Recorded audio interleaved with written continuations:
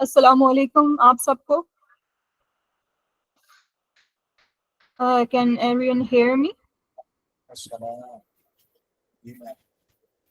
Yes, ma'am. Okay guys, तो आज के इस इंसाइटफुल वेबिनार में हमारे साथ एक बहुत ही इंस्पायरिंग और हाईली क्वालिफाइड गेस्ट स्पीकर शामिल हैं, डॉक्टर हिबा आरिफ। डॉक्टर हिबा ने अपना फार्मडी कायद-ए-आज़म यूनिवर्सिटी से कंप्लीट किया और उसके बाद क्लिनिकल फार्मेसी प्रैक्टिस में शिफा तामीर मिल्लत यूनिवर्सिटी से उन्होंने अपनी तालीम हासिल करी और वो इस वक्त एडवांस इंटरनेशनल हॉस्पिटल इस्लामाबाद में एज अ क्लिनिकल फार्मासिस्ट और क्लिनिकल प्रिसेप्टर अपनी खिदमत अंजाम दे रही हैं। और उनका एक्सपीरियंस इस क्लिनिकल फील्ड में ख़ास तौर पर इन्वेंटरी मैनेजमेंट और पेशेंट काउंसलिंग के हवाले से बहुत ही वैल्यूएबल है और आज का सेशन इसी एक्सपर्टीज़ की बात को जो है वो इजहार करेगा इंशाल्लाह। तो आइए खुशामदीद कहते हैं डॉक्टर हिबा आरिफ को और उनका बहुत शुक्रिया कि उन्होंने हमें अपना कीमती वक्त दिया और हम सबको सिखाने का जो है वो सीखने का मौका दिया। वेलकम डॉक्टर हिबा आरिफ, अस्सलाम वालेकुम।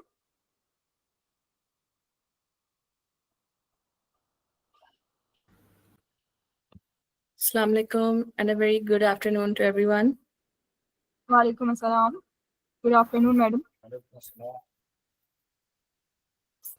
I'm truly honored to be here today with such a bright group of future pharmacists. Thank you for joining this webinar. Dr. Yashva has already introduced myself. Thank you, Dr. Yashva. I would take from here. You're welcome, madam. You're always welcome. Thank you.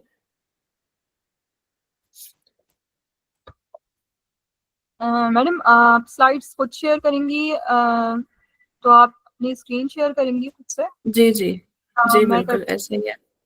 ठीक है, सही, okay, thank you very much. Thank you.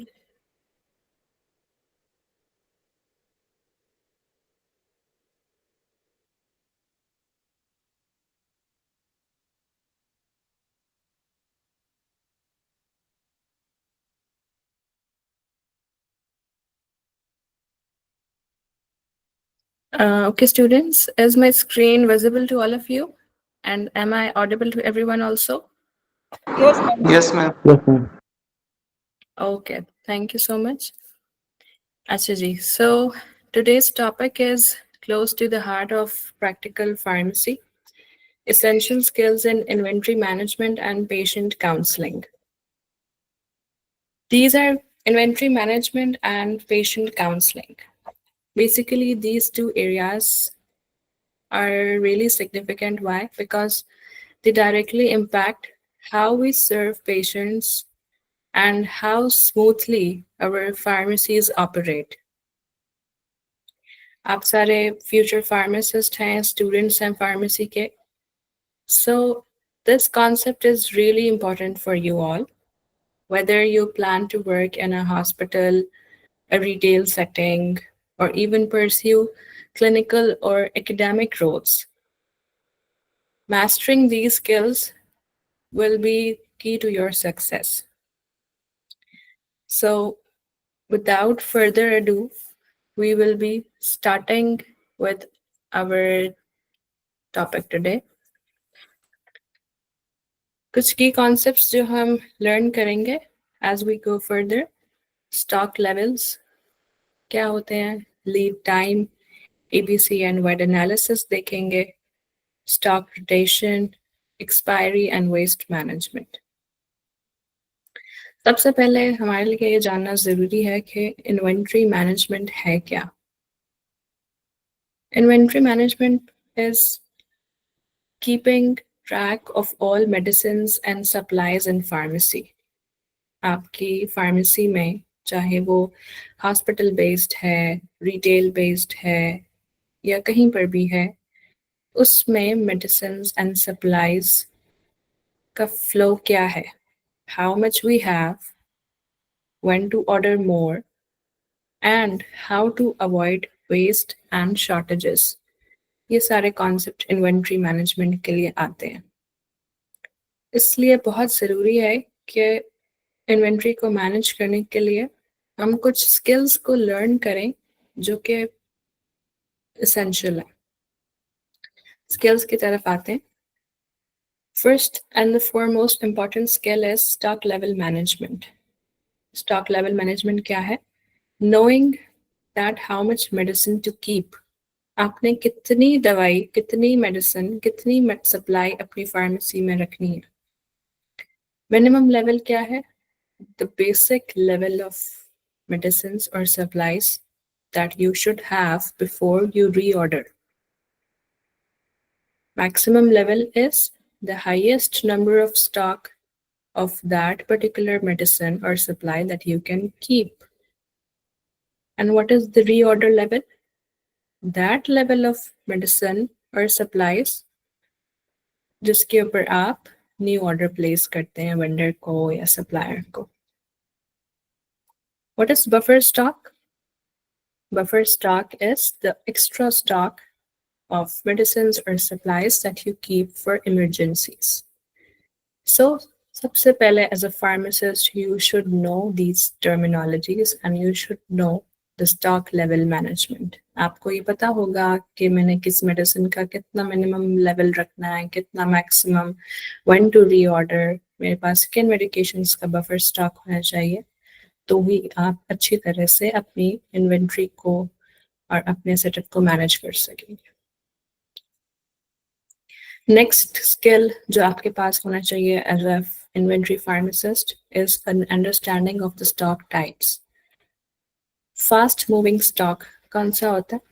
वो medications जिनकी utility ज़्यादा है, ठीक है। For example paracetamol tablets हैं तो that is fast moving stock, ठीक है ना। स्लो मूविंग स्टॉक क्या होगा? दोज मेडिकेशंस और supplies that are occasionally used, बहुत रनिंग आइटम्स नहीं है लेकिन इस्तेमाल होती हैं। फॉर एग्जांपल वैक्सीन्स आ जाती हैं डेली बेसिस के ऊपर, अनलेस एंड अनटिल आप एक बहुत बड़े सेटअप का पार्ट है तो वैक्सीन्स इस्तेमाल नहीं होंगी। So there are slow moving stock. Third आ जाती है डेड स्टॉक। डेड स्टॉक क्या है? आपने कोई मेडिकेशंस या सप्लाईज मंगवा के रखी तो हुई हैं लेकिन बहुत अरसा गुजर गया and that stock is not being used, so that is a dead stock. So you should know the difference between these three type of stocks. फिर एक concept आ जाता है FIFO and FIFO.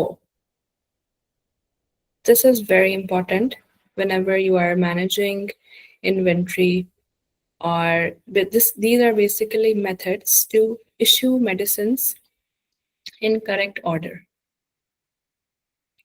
FIFO क्या है? First in, first out. और FIFO क्या है? First expiry first out. तो इसमें यहाँ पर जो स्किल फार्मासिस्ट का अप्लाई हो रहा है ना, वो क्या है कि always check expiry dates and arrange shelves accordingly. As a pharmacist बहुत इंपॉर्टेंट है कि आपके पास जो भी स्टॉक ऑफ मेडिकेशन पड़ा हुआ है, आपको उसकी रेगुलर बेसिस के ऊपर एक्सपायरी ऑडिट्स कंडक्ट कर रहे हो और आप उनको according to this concept even अपनी फार्मेसी की शेल्व्स में अरेंज करते हैं तो वो भी वैसे ही करें।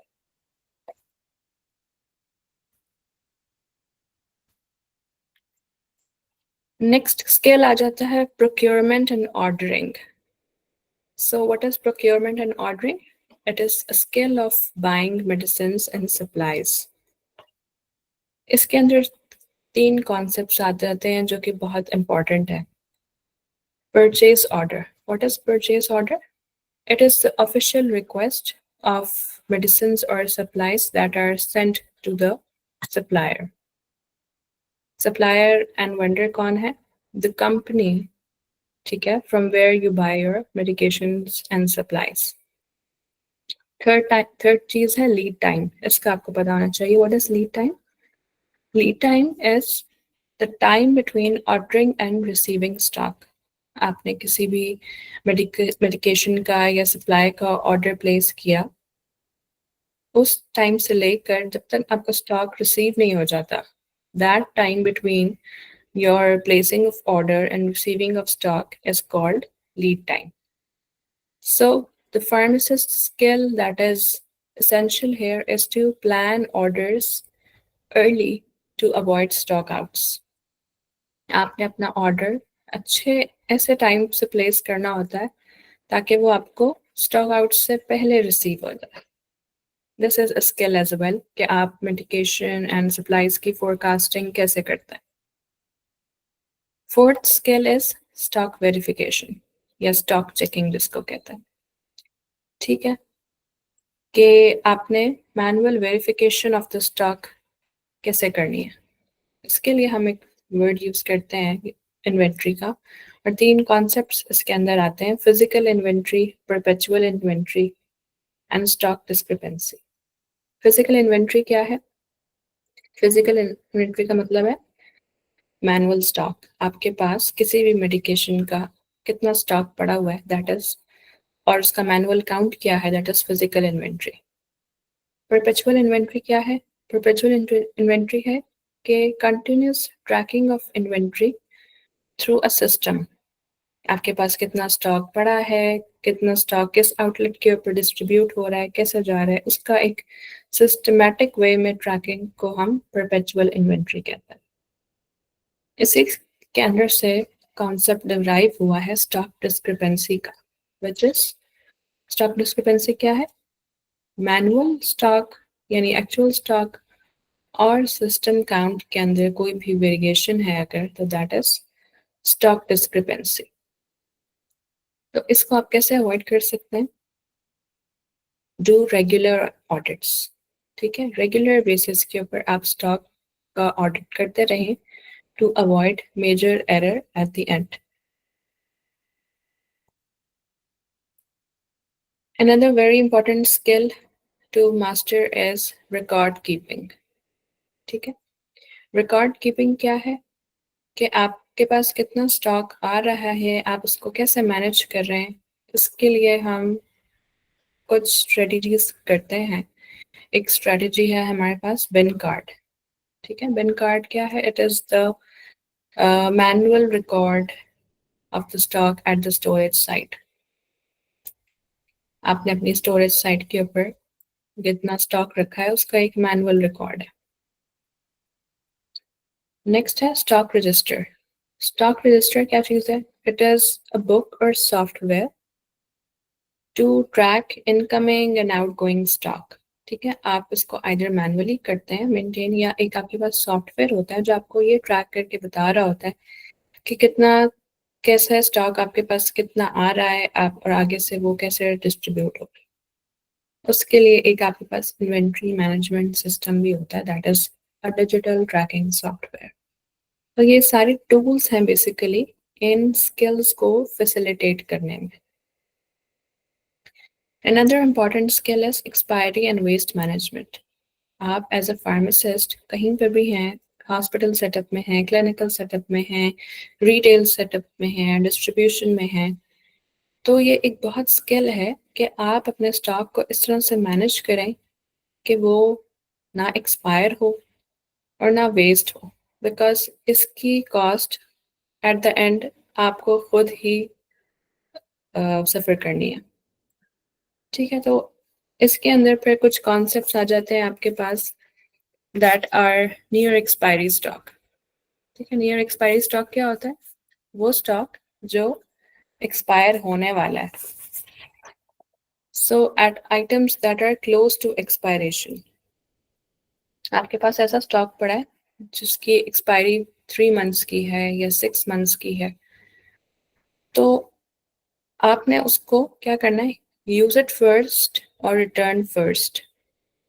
आपने उसको इस्तेमाल पहले करवाना है, नहीं तो अगर आपको लग रहा है कि इसकी इतनी यूटिलिटी नहीं है तो आप वेंडर को, सप्लायर को वो स्टॉक वापस कर देंगे.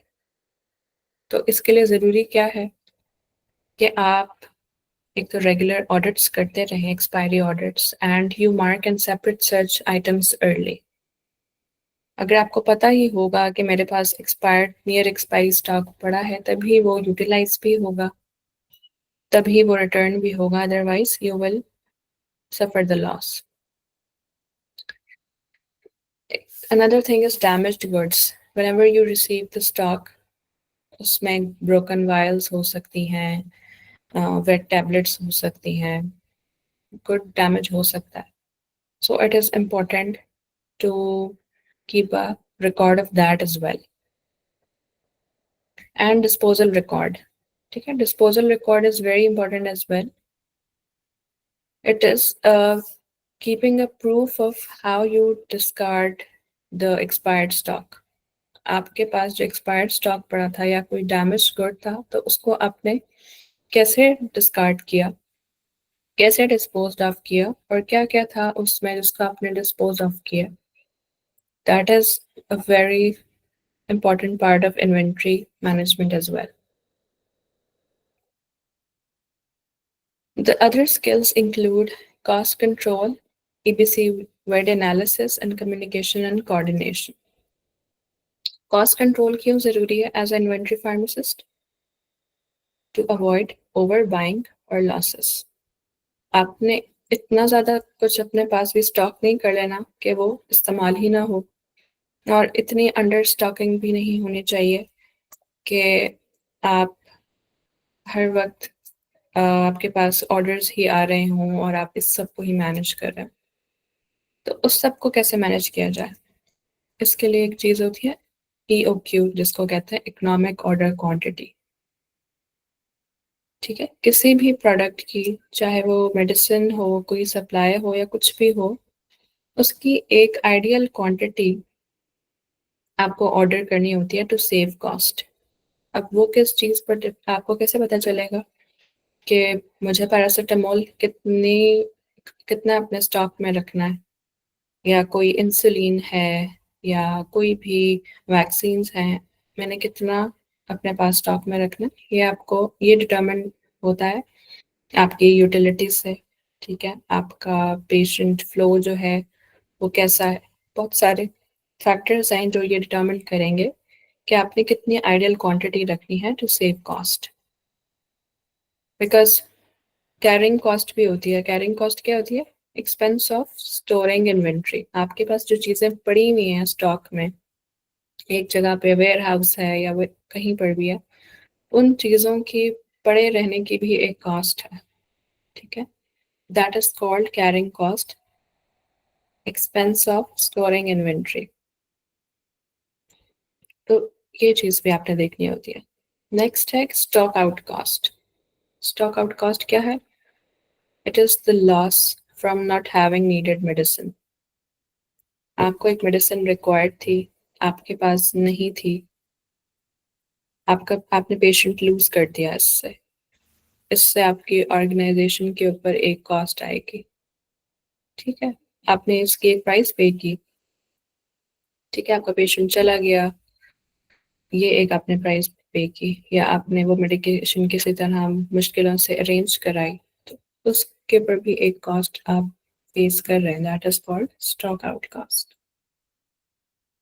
अब नेक्स्ट जो है ना, EBC एंड वेट एनालिसिस. ये बहुत इंपॉर्टेंट कॉन्सेप्ट है अपनी इन्वेंट्री को मैनेज करने के लिए. Excuse me. This concept is used in hospital pharmacies. हम हॉस्पिटल फार्मेसीज में मेडिकेशंस को मैनेज करने के लिए इस कॉन्सेप्ट को यूटिलाइज करता है. ए कैटेगरी में हमारे पास वो मेडिकेशंस आ जाती हैं जो कि एक्सपेंसिव होती हैं, जिसकी कॉस्ट ज़्यादा होती है. कौन सी मेडिकेशंस हो सकती हैं?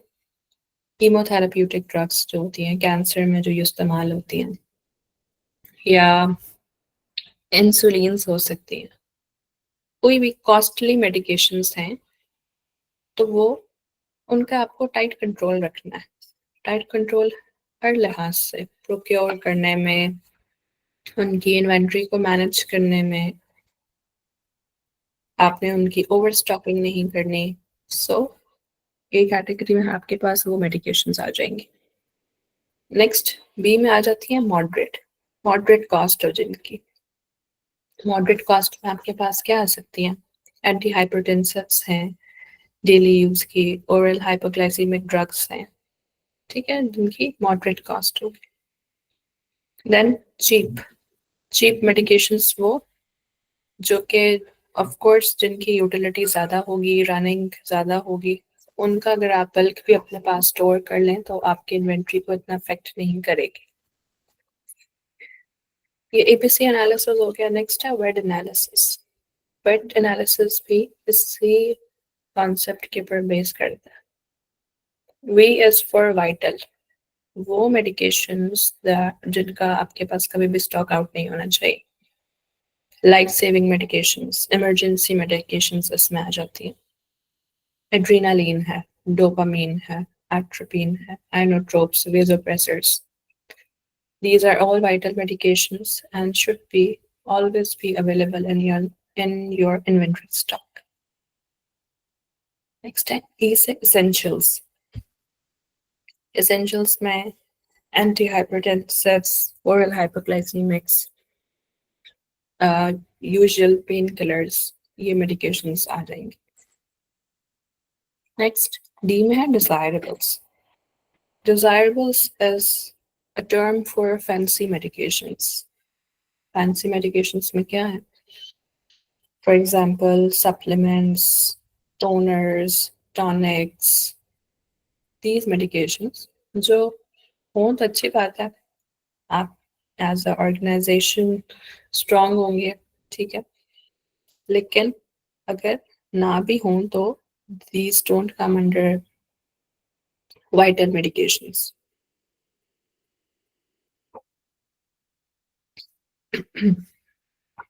Basically ABC and white analysis में आपका जो स्किल है ना वो क्या है कि यू शुड नो कि आपने किन मेडिकेशंस को प्रायोरिटाइज करना है based on cost and importance. So whenever you are keeping an inventory of medications and supplies as a pharmacist, you should have these skills. आपको पता होना चाहिए कि which medicines to keep, how much to keep, how to dispose of those medications that are expired or are near to expire. How do I have to control my hospital's cost? ठीक है, तो ये बहुत सारी चीज़ें as a pharmacist आपको आनी चाहिए, ठीक है, एंड ये स्किल्स होते हैं, इनको कहते हैं soft skills, you have to learn them और ये विद टाइम ही आप डेवलप करते हैं. Last skill, communication and coordination. This is so important skill, बहुत इम्पोर्टेंट स्किल है. वर्क विद सप्लायर्स, ठीक है, work with doctors and nurses, work with other fellow pharmacists. उससे क्या होगा, suppliers के साथ आप काम करेंगे ना तो what you will learn their work mechanics, वो कैसे काम करते हैं, ठीक है, और आपके communication skills इतने अच्छे होने चाहिए कि आप suppliers के साथ अच्छे terms बना के रखें हर तरह से for timely delivery of your medications and supplies. Nurses and pharmacists के साथ काम करें. Why? For forecasting medication needs. जब आप doctors and nurses के साथ काम करेंगे तो you will know which medicines to order. And pharmacists के साथ अगर आप किसी hospital में हैं तो you will have other pharmacists working there as well for inventory sharing or redistribution. So good communication will avoid the delays and wastage, and it will help you develop a good rapport. तो फिर common inventory challenges क्या होते हैं जो हम daily basis पर observe करते हैं? इट्स ओवर स्टॉकिंग और under stocking, expired items, poor record keeping, and supply chain delays. So these are some inventory challenges that can be overcome with the skills that I mentioned. Takeaways क्या हैं कि Keep your stock organized and well documented. Order in time, not too much or too little. Rotate your stock to avoid expiries and waste management. And communicate well. Communication is a key skill in any domain. किसी भी आप domain में चले जाएं, communication is what makes everything perfect. So half part of our today's topic is done. Inventory management. Madam, ji. some people want to ask some questions. So they have ji. raised their hands and written some in messages. So अभी ले लें हम Okay. questions या हम last में ले लें? I think I would like to take questions at the end. I would want these Okay. students कि आप अपने questions अपने पास note down कर लें. I will answer them at the end, inshallah. 10 to 15 minutes more. Okay. Thank you, madam. Thank you.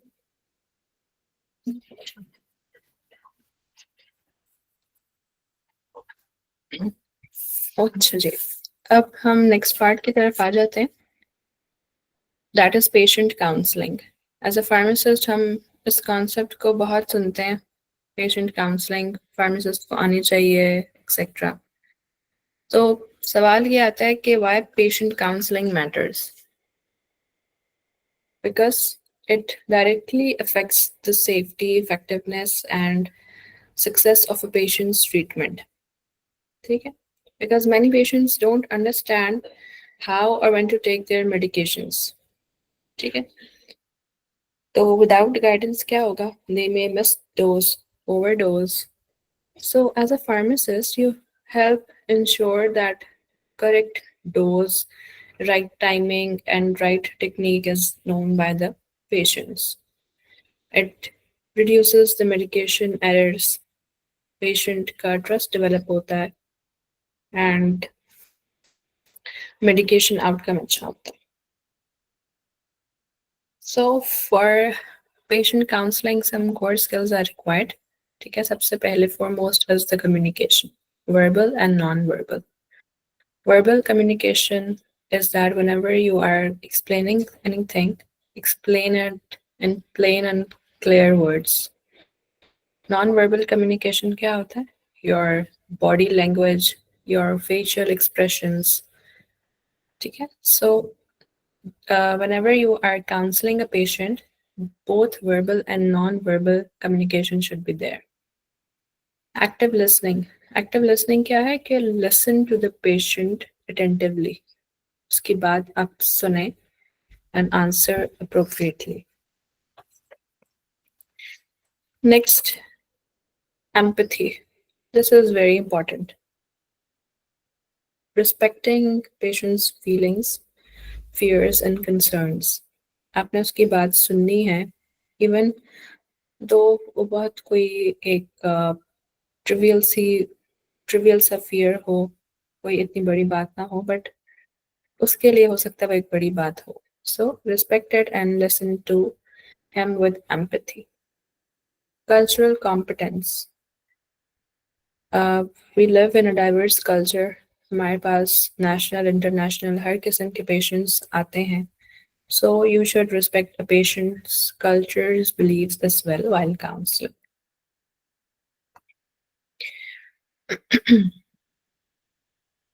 Five key elements of counseling important to know. Introduction and privacy. Whenever you are counseling a patient on any medication, introduce yourself first. ठीक है? उससे एक trust develop होता है. The other person or the patient knows कि आप किससे बात कर रहे हैं. And privacy. ठीक है? Privacy is important. Ethically एक चीज़ right नहीं है कि आप patient की medical condition या medications या कुछ भी बहुत loudly discuss करें. So it is always important कि आप उसको एक privacy में और ethical boundaries का लिहाज करते हुए उसको medication पे counsel करें. medication info. The second element is that you provide the medication info to the patient. जब आप उसको ये बताएंगे ना कि ये मेडिकेशन आपकी इस बीमारी के लिए है, आपने इसको इससे लेना है, इस फ्रीक्वेंसी में, खाने से पहले, खाने के बाद, तो it is more likely that the patient will stick to their plan. ठीक है? Because if a patient understands that why they need the medicine and for how long, they are more likely to stick to the plan. उनको एक चीज समझ आ गई, purpose of the drug बताएं कि ये मेडिकेशन आपके ब्लड प्रेशर के लिए है, आपकी शुगर कंट्रोल के लिए है, so that they know why they are taking a medication.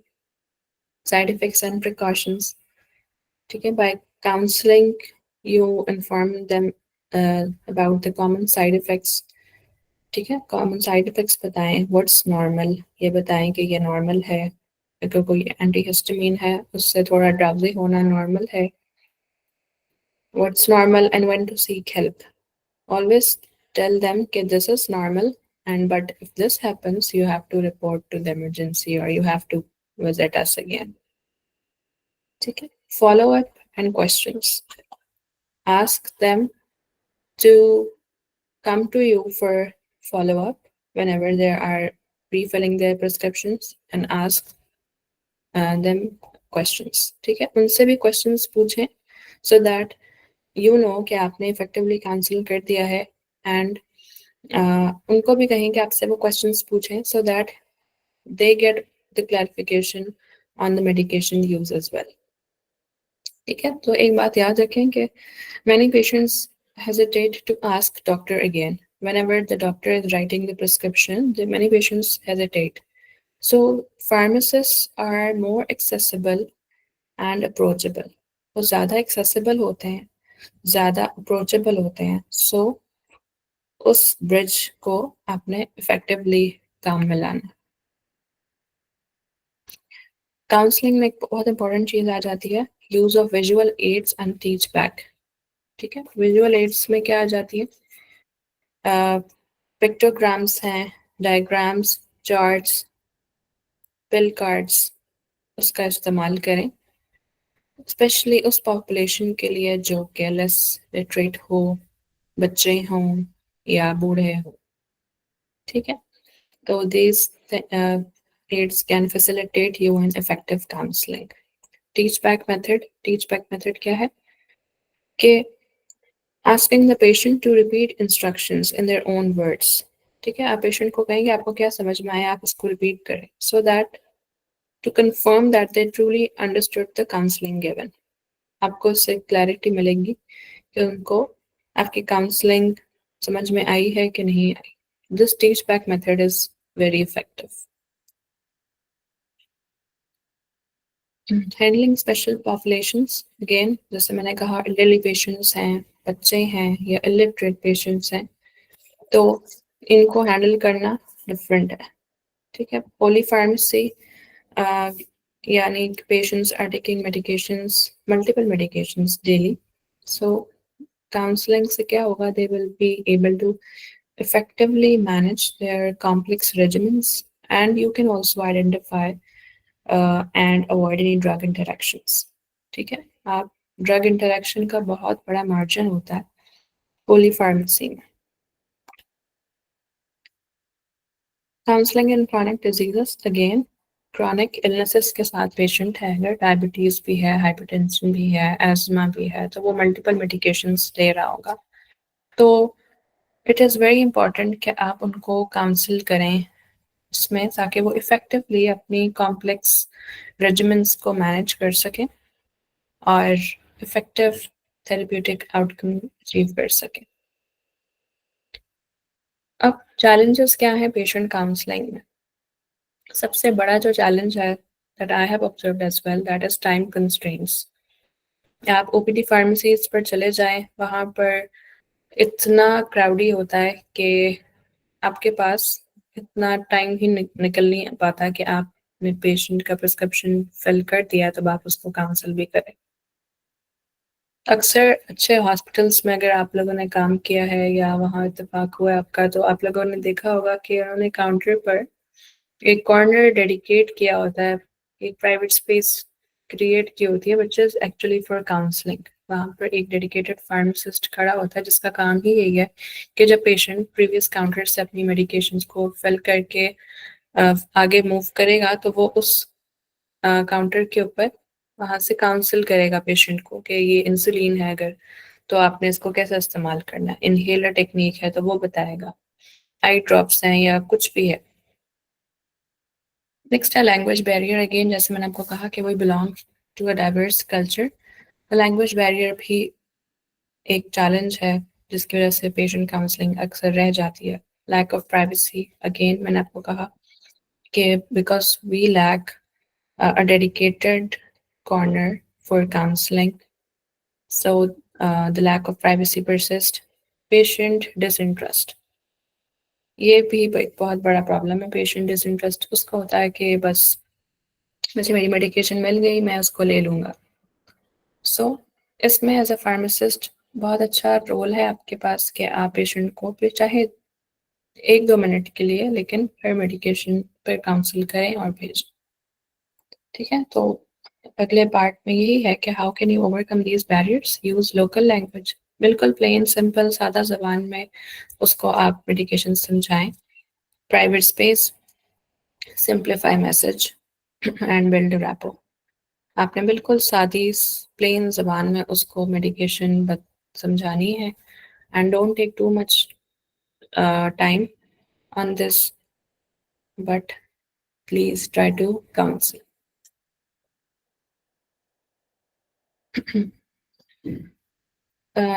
इससे पेशेंट सेफ्टी ही प्रमोट हो रही है। Ensure understanding, prevent misuse, encourage follow up and document counselling. आप अपने पास एक रिकॉर्ड मेंटेन कर सकते हैं काउंसलिंग का। So the both parts of our topic for today is over. We talked about medicines on shelves and words at the counter both. Okay, so as a pharmacist, both require knowledge, care and communication. Take home message भी इसका यही है कि tomorrow's best pharmacists start with today's best habits.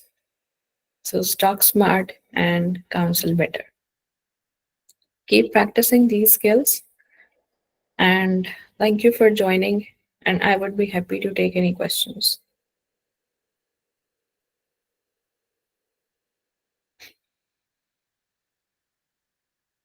Yes, students, you can ask any question from Dr. Hiba. Someone has raised their hand and anyone?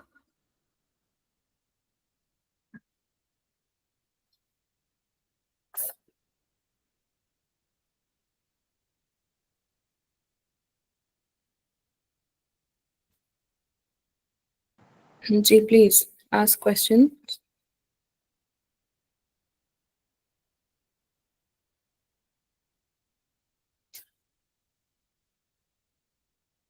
Madam Yashwa, can you please those students that are VED asking analysis का ma'am आप बता रही थी, VED analysis, VED, ABC और VED analysis.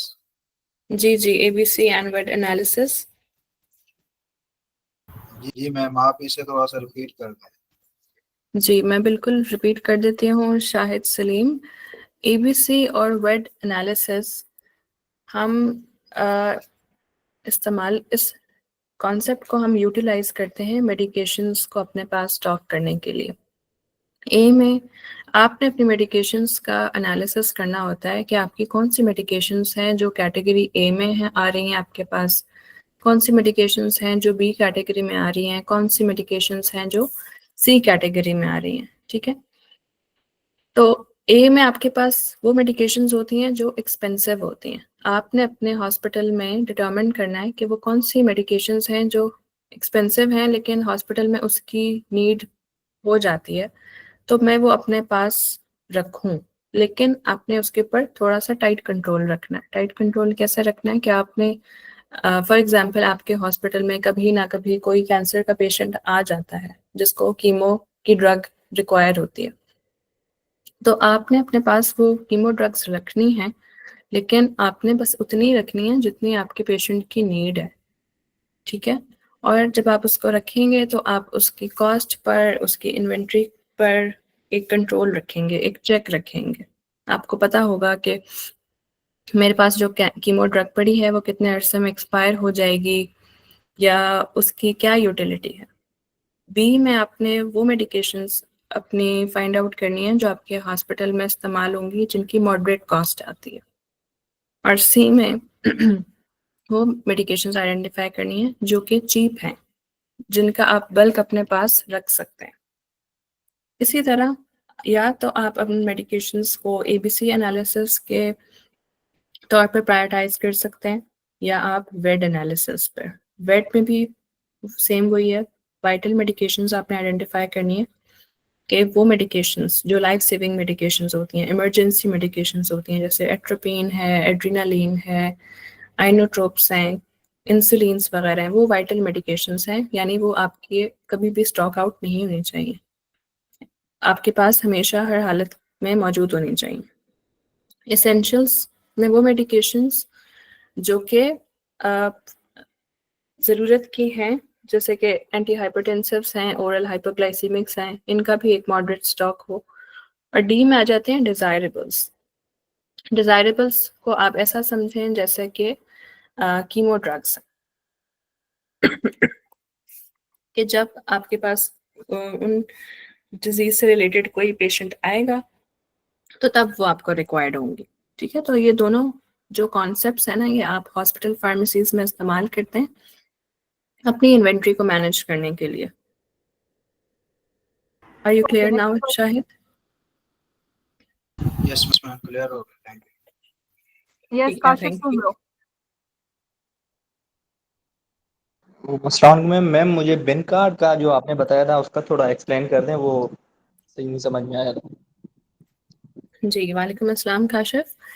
बिन card, अच्छा बिन card जो है ये आपके पास इन्वेंट्री के अंदर एक कॉन्सेप्ट आता है रिकॉर्ड कीपिंग में, ठीक है। बिन कार्ड का मतलब ये है कि आपके पास एक मैनुअल रिकॉर्ड हो कि आपके पास स्टोरेज साइट पर, चाहे वो आपका वेयर हाउस है या फार्मेसी स्टोर है जहाँ पर आप मेडिकेशंस को स्टॉक करते हैं, उनका एक मैनुअल रिकॉर्ड हो कि आपके पास फॉर एग्जांपल अगर नॉर्मल सलाइन है, फ्लूइड है, तो वो इतना पड़ा हुआ है, कोई इंसुलिन्स हैं तो उसका इतना स्टॉक पड़ा है। तो ये मतलब जब मैनुअल रिकॉर्ड आपने रखा हुआ है ना किसी भी मेडिकेशन का या सप्लाई का, उसको हम बिन कार्ड कहते हैं। यही चीज़ अगर सॉफ्टवेयर फॉर्म में हो जाएगी, ठीक है, मेंटेन हो जाएगी, तो उसको हम स्टॉक रजिस्टर कह सकते हैं, ठीक है। तो अगर वो मैनुअल आपने रिकॉर्ड रखा हुआ है स्टोरेज साइट पर तो वो बिन कार्ड है। वही चीज़ अगर मैनुअल फॉर्म में है या सॉफ्टवेयर फॉर्म में है तो वो स्टॉक रजिस्टर हो गई है, ठीक है। और अगर उसी चीज़ को आप डिजिटलाइज कर दें तो वो इन्वेंट्री मैनेजमेंट सिस्टम बन जाता है। Okay ma'am, thank you. You're welcome. Yes Kiran.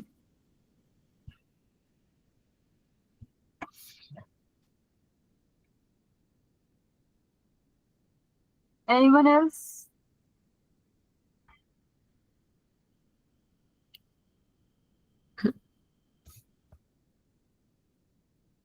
I think Kiran has raised her hand. She has a question. Ji Kiran.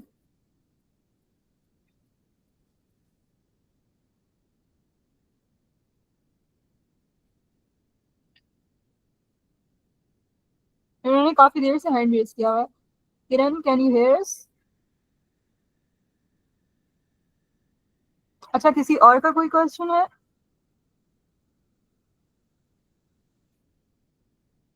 Yes Munawwar Hussain.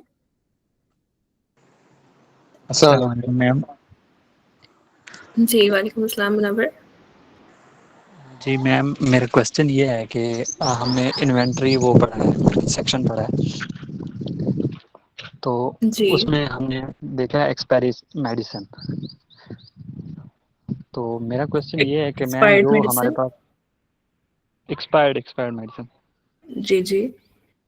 तो उसमें मेरा क्वेश्चन ये है कि जो medicine near to expiry date होती है, तो जी मतलब किसी भी मेडिसिन की डेट एक्सपायर हो, मतलब आज किसी भी मेडिसिन की एक्सपायरी डेट है, तो अगर वो डेट आज आ जाती है तो ये मेडिसिन जो है फौरी तौर पे एक्सपायर हो जाएगी या कुछ टाइम होता है इसका? जी मुनव्वर, देखें, आप पहले मुझे बताइएगा, आप ग्रेजुएट हैं या अभी स्टूडेंट हैं? मैं स्टूडेंट हूँ, मैं स्टूडेंट हैं, कौन से ईयर के? 4th ईयर की। 4th ईयर के, ठीक है। तो देखें, जब आप प्रैक्टिकल फील्ड में आएंगे ना, तो बहुत सारी चीज़ें ऐसी हैं जो आप तब सीखेंगे, ठीक है। उसके अंदर एक कॉन्सेप्ट ये होता है, एज अ फार्मासिस्ट आपको ये पता होना चाहिए कि जो प्रोडक्ट के ऊपर एक्सपायरी डेट होती है वो डेट नहीं होती जिसके ऊपर प्रोडक्ट एक्सपायर हो जाता है या हमारे किसी काम का नहीं रहता, ठीक है। जी वो तकरीबन कह लें 3 या 6 मंथ्स का उसमें एज होता है। तो जो हम प्रोडक्ट एक्सपायर हो जाता है वो हम कंपनीज को रिटर्न इसलिए कर देते हैं बिकॉज अगेन उसी के ऊपर ही इसकी टेस्टिंग होती है, और जो प्रोडक्ट्स ऐसे होते हैं जिसमें एपीआई अभी भी एक्टिव होता है वो दोबारा से मार्केट में रिलीज हो जाता है, जी। ठीक है। तो ये एक कह लें बिजनेस स्ट्रेटजी भी होती है, और ये सारी चीज़ें वो हैं जो कि जब आप इस फील्ड में आएंगे तो तब सीखेंगे। आपको मेरे ख्याल से जी मेरे सवाल का जवाब मिल गया होगा। जी मैम, असल में इंटर्नशिप कर रहे थे ना, तो वो फिर जी जी ठीक। Thank you ma'am. जी, you're welcome। जी चंद्रकांत। अस्सलाम वालेकुम मैम। जी वालेकुम सलाम। मैम मेरा क्वेश्चन ये था कि जैसे कोई भी फार्मेसी सेटअप है, कम्युनिटी फार्मेसी है या लोकल चेन फार्मेसी है, तो उसमें जो फार्मासिस्ट है या जो भी यानी ओनर है फार्मेसी का, वो डायरेक्ट मैन्युफैक्चरिंग से प्रोडक्ट्स ले सकता है? इफ़ यस, तो जैसे कैंसर की प्रोडक्ट्स हैं या एंटी डिप्रेशन वगैरह है, तो वो उन कंपनी को अप्रोच कैसे करेगा? जी, ये आपका बहुत अच्छा सवाल है। इसके ऊपर हाँ जी, आप बिल्कुल ले सकते हैं, मैन्युफैक्चरिंग कंपनी से डायरेक्ट भी बाय कर सकते हैं।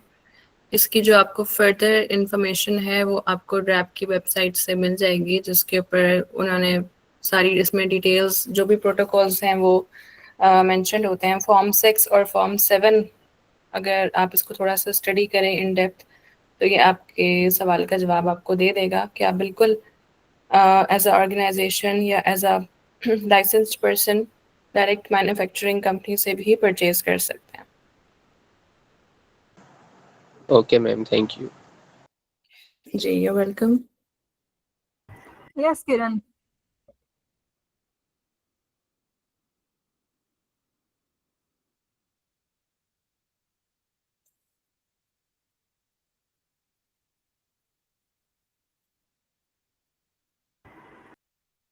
Kiran, do you want to ask any question?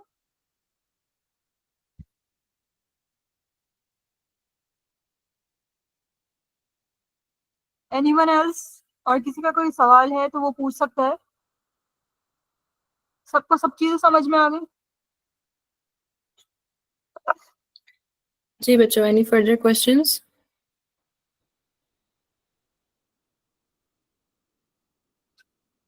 Okay madam, I guess कि किसी का कोई क्वेश्चन है नहीं। अगर किसी का कोई क्वेश्चन है भी तो वो काइंडली अपने जो हमारा कमेंट सेक्शन है, जो हमारा फेसबुक और लिंक्डइन पे है, तो वो वहाँ पे जाके पूछ सकते हैं, तो उधर उनको जो है उस चीज़ का आंसर मिल जाएगा। एंड जी before we wrap up, I want to extend a heartfelt thank you to our esteemed guest, Dr. Hibal Arif. Your time, insights, and encouragement have truly made today's session a remarkable learning experience for all of us. And we are deeply grateful for your generous contributions and inspiring presence. Thank you, madam. And thank to all you, the thank you so much Yashva, and thank you to all my audience and my students. Thank you so much for letting me have this interactive session with you. You can tell me in the comments, how do you like the session? Was it any useful, or what do you want further अगर आप sessions चाहते हैं तो किस चीज़ पर चाहते हैं भी आप मुझे बता सकते हैं. Any type of feedback is more than welcome. Thank you doctor Ishfa. Thank you, madam. And thank you to all the participants as well. Thank you for your enthusiasm, your thoughtful engagement. And let's continue learning, growing, and transforming the pharmacy practice together. And we look forward for hosting more enlightening sessions in future as well. Thank you very much, everyone. Allah Hafiz. Thank you. Allah Hafiz.